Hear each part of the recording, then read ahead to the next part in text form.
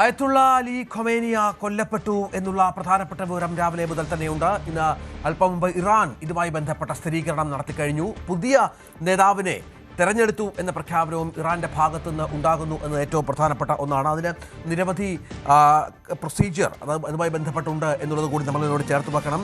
പരമോന്നത നേതാവ് അന്തരിച്ചാൽ അധികാരം കൈമാറുന്നതിന് ഇറാൻ്റേതായ ചില നടപടിക്രമങ്ങളുണ്ട്. വ്യക്തമായ ചില നടപടിക്രമങ്ങൾ ഇതുമായി ബന്ധപ്പെട്ട് ഉണ്ട്. ഇറാൻ പ്രസിഡന്റ്, ജുഡീഷ്യറി തലവൻ, ഗാർഡിയൻ കൗൺസിലിൽ നിന്നുള്ള ഒരു പുരോഹിതൻ എന്നിവരടങ്ങുന്ന 3-അംഗ സമിതിയാകും ആദ്യം രാജ്യം ഏറ്റെടുക്കുക. അതിനുശേഷം സെക്യൂരിറ്റി നാഷണൽ കൗൺസിൽ സെക്രട്ടറിയായ അലി ലാരിജാനിക്ക് കൂടുതൽ അധികാരങ്ങൾ നൽകിയതായും ചില രാജ്യാന്തര മാധ്യമങ്ങളടക്കം റിപ്പോർട്ട് ചെയ്യുന്ന പശ്ചാത്തലമുണ്ട്. 88 അംഗങ്ങളുള്ള അസംബ്ലി ഓഫ് എക്സ്പേർട്സ് ആണ് ഇതുമായി ബന്ധപ്പെട്ട് കൂടുതൽ തീരുമാനങ്ങളിലേക്ക് പോവുക. ജനങ്ങളാൽ തിരഞ്ഞെടുക്കപ്പെട്ട മതപണ്ഡിതരാണ് ഈ സഭയിലുള്ളത് എന്നത് പ്രധാനപ്പെട്ട ഒന്നാണ്. ഇവർ അടിയന്തരമായി യോഗം ചേരും. അസംബ്ലി ഓഫ് എക്സ്പേർട്സ് പരിഗണിക്കുന്ന വ്യക്തിക്ക് മികച്ച ഇസ്ലാമിക് പാണ്ഡിത്യം, നീതിബോധം, ഭക്തി, ശരിയായ രാഷ്ട്രീയ സാമൂഹിക കാഴ്ചപ്പാട്, ധൈര്യം, ഭരണ നിപുണത എന്നിവയുണ്ടാകണം എന്നുള്ളതും പ്രധാനമാണ്. അസംബ്ലി അംഗങ്ങളിൽ ഭൂരിപക്ഷവും ഒരാളെ പിന്തുണച്ചാൽ അദ്ദേഹത്തെ പുതിയ പരമോന്നത നേതാവായി പ്രഖ്യാപിക്കും. അതുവരെ താൽക്കാലിക സമിതി ഭരണപരമായ തീരുമാനമെടുക്കും എന്നുള്ളതാണ് ഏറ്റവും പ്രധാനപ്പെട്ട കാര്യം. നമുക്കറിയാം, അയത്തുള്ള ഖമേനിയുടെ മകൻ, മരുമകൾ, ചെറുമകൻ, മകൾ എന്നിവർ ആക്രമണത്തിൽ കൊല്ലപ്പെട്ടു കഴിഞ്ഞ പശ്ചാത്തലം ഉണ്ട്. അപ്പോൾ അങ്ങനെ ഒരു പാരമ്പര്യം കൂടി അവകാശപ്പെടാനില്ല.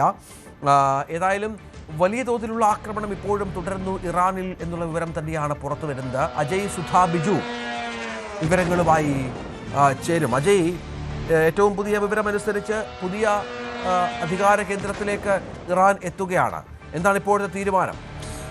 രഞ്ജിത്ത്, ഇപ്പോൾ പുതിയ തീരുമാനങ്ങൾ അനുസരിച്ച് IRGCയുടെ പുതിയ കമാൻഡർ ഇൻ ചീഫിനെ ഇറാൻ തെരഞ്ഞെടുത്തിട്ടുണ്ട്. IRGCയുടെ കഴിഞ്ഞ കമാൻഡർ ഇൻ ചീഫ് അത് കഴിഞ്ഞ ദിവസത്തെ ആക്രമണത്തിൽ കൊല്ലപ്പെട്ടതായിട്ട് വിവരങ്ങളുണ്ടായിരുന്നു. മുഹമ്മദ് പക്ബർ അദ്ദേഹമാണ് ഇപ്പോൾ കഴിഞ്ഞ ദിവസം കൊല്ലപ്പെട്ടത്. ഇദ്ദേഹത്തിന് പകരമായി പുതിയ കമാൻഡർ ഇൻ ചീഫിനെയാണ് IRGCയുടെ ഭാഗമായി ഇപ്പോൾ പുതുതായി അധികാരത്തിലേറി ചുമതലയേറ്റിട്ടുള്ളത്. ബ്രിഗേഡിയർ ജനറൽ അഹമ്മദ് വാഹിദിയാണ് ഈ മുഹമ്മദ് പക്ബറിന് പകരമായി അധികാരത്തിൽ കയറിയിട്ടുള്ളത്. അപ്പോൾ ഇനി IRGCയുടെ പോരാട്ടങ്ങൾക്കെല്ലാം ഈ ബ്രിഗേഡിയർ ജനറൽ അഹമ്മദ് വാഹിദിയായിരിക്കും നേതൃത്വം നൽകുക.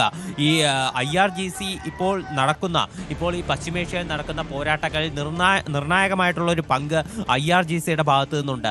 ഇപ്പോൾ കഴിഞ്ഞ ദിവസം ട്രംപ് ഖമനയുടെ മരണം സ്ഥിരീകരിച്ചുകൊണ്ട് ട്രംപ് ഇട്ട പോസ്റ്റിൽ അദ്ദേഹം അടക്കം സൂചിപ്പിക്കുന്നത് ഈ IRGCയുടെ കാര്യമാണ്. അതായത് IRGCയുടെ പല ഉദ്യോഗസ്ഥർക്കും ഇപ്പോൾ നിലവിലുണ്ടാകുന്ന സംഘർഷങ്ങളിൽ എതിർപ്പുണ്ട്. അവർ ഇപ്പോൾ അങ്ങനെ യുദ്ധം വേണ്ട എന്ന് ആഗ്രഹിക്കുന്നവർ ഇപ്പോൾ കീഴടങ്ങിയാൽ അവരെ വെറുതെ വിടും, അല്ലെങ്കിൽ മരണം നിശ്ചയമായിരിക്കും എന്നാണ് ട്രംപ് പറഞ്ഞത്. അപ്പോൾ ഈ IRGCക്ക് നിരന്തരമായി ട്രംപ് ഉൾപ്പെടെ ഈ ഭീഷണി ഉയർത്തുന്നത് അത് വെറുതെ തള്ളിക്കളയാവുന്ന ഒരു ഘടകമല്ല. കാര്യം IRGCയുടെ ആക്ടിംഗ് സോൾജേഴ്സിൻ്റെ എണ്ണം എന്ന് പറയുന്നത് 2 ലക്ഷമാണ്. അതിൽ തന്നെ 1 ലക്ഷത്തിലധികം സൈനികർ ഇപ്പോൾ കരസേനയിൽ സജ്ജമായി പോരാട്ടത്തിൽ സജീവമായിട്ടുണ്ട്. 10,000 അംഗങ്ങൾ അവരുടെ രഹസ്യാന്വേഷണ വിഭാഗത്തിൽ നിലനിൽക്കുന്നുണ്ട്. 20,000 അംഗങ്ങൾ അവരുടെ നാവികസേനയിലുണ്ട്. അതുപോലെ തന്നെ ഇറാൻ എന്ന് പറയുന്നത് സൈനികാഭ്യാസം നിർബന്ധിതമാക്കിയിട്ടുള്ള ഒരു രാജ്യമാണ്.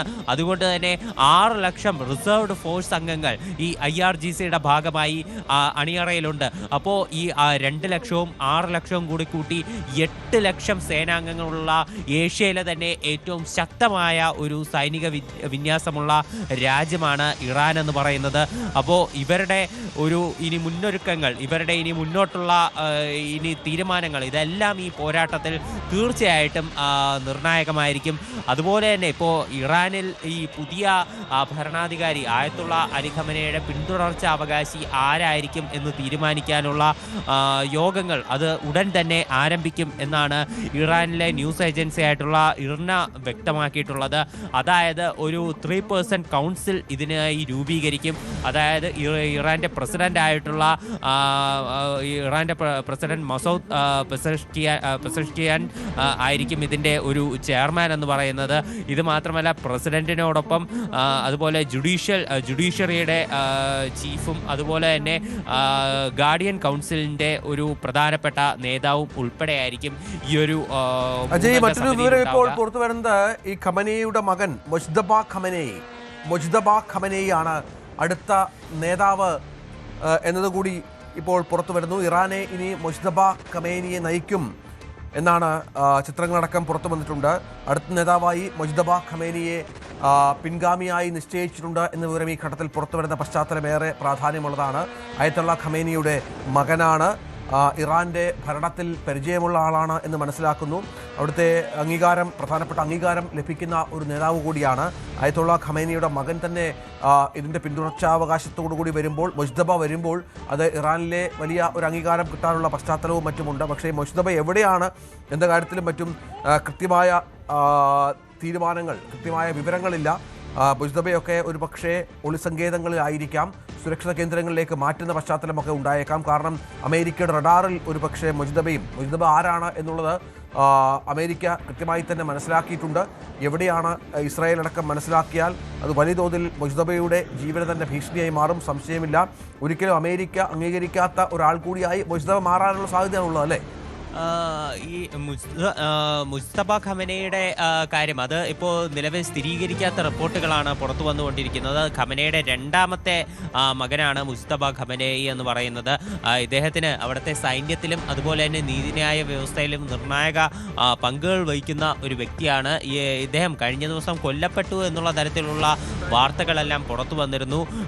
എന്നാൽ ഇപ്പോൾ വീണ്ടും ചില റിപ്പോർട്ടുകൾ സൂചിപ്പിക്കുന്നത് ഇദ്ദേഹം തന്നെ അടുത്ത ഇറാനെ നയിക്കാൻ സാധ്യതയുണ്ട് എന്ന് തന്നെയാണ്.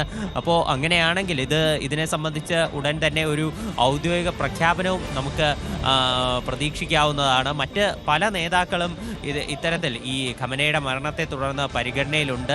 ഇതെല്ലാം ഇപ്പോൾ നിലവിൽ ഈ ഒരു അടുത്ത നേതാവിനെ തിരഞ്ഞെടുക്കാനുള്ള ഒരു സമിതി ചേർന്നുകൊണ്ടിരിക്കുകയാണ് എന്നാണ് നമുക്ക് വിവരം ലഭിക്കുന്നത്. ഇപ്പോൾ അതിനെ സംബന്ധിച്ചിപ്പോൾ ഉടൻ തന്നെ തീരുമാനമുണ്ടായേക്കാം. ഇപ്പോൾ മുജ്തബ ഖമനേയി അല്ലാതെ മറ്റ് ചില നേതാക്കളെന്ന് പറയുന്നത് അലി ലാരിജാനി, അവിടുത്തെ നാഷണൽ സെക്യൂരിറ്റി കൗൺസിലിൻ്റെ നേതാവായിട്ടുള്ള അലി ലാരിജാനി ഒരു പരിഗണിച്ചിട്ടുള്ള ഒരു പേരാണ്.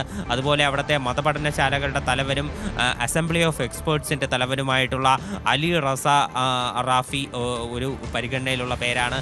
അതുപോലെ തന്നെ അവിടുത്തെ ഒരു മുതിർന്ന മത നേതാവായിട്ടുള്ള അഹമ്മദ് ഖത്താഫി, ഇതും ഒരു നിർണായകമായിട്ടുള്ള ഒരു പേരാണ് ഈ അടുത്ത് അധികാരത്തിൽ വരാൻ സാധ്യതയുള്ളവരുടെ കൂട്ടത്തിലുള്ളത്. എന്നാൽ ഇപ്പോൾ മുജ്തബ ഖമനയുടെ പേര് തന്നെയാണ് ഏറ്റവും കൂടുതൽ ഇപ്പോൾ ഉയർന്നു കേൾക്കുന്നത് എന്നതാണ് നമുക്കിപ്പോൾ അറിയാൻ സാധിച്ചിട്ടുള്ളത്. ഇപ്പോൾ കഴിഞ്ഞ ദിവസം ഇദ്ദേഹവും മരിച്ചതായിട്ടുള്ള റിപ്പോർട്ടുകൾ ഉണ്ടായിരുന്നുവെങ്കിലും ഇപ്പോൾ വീണ്ടും ഇദ്ദേഹം അധികാരത്തിൽ കയറുന്നു എന്നുള്ള തരത്തിലുള്ള വാർത്ത.